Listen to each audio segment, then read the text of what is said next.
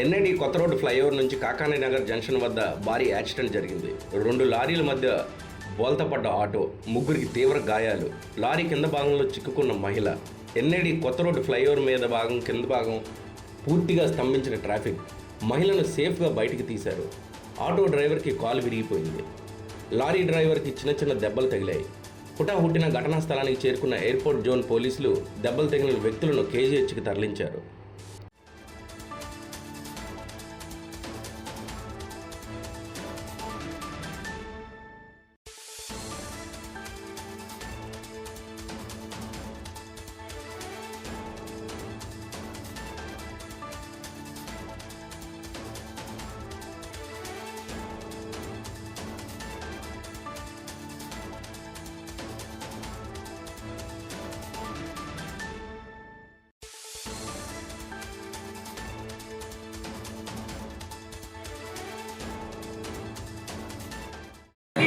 ముందు లారీ ఉంది నాన్న, సిగ్నల్ లైట్ ఇచ్చారు, ఆగింది. దాని వెనకాల ఆటో ఉంది. ఈ లారీకి బ్రేక్ ఫెయిల్యూర్ అయిందనమాట. బ్రేక్ ఫెయిల్యూర్ అయ్యి ఆటోను గుద్దేసింది.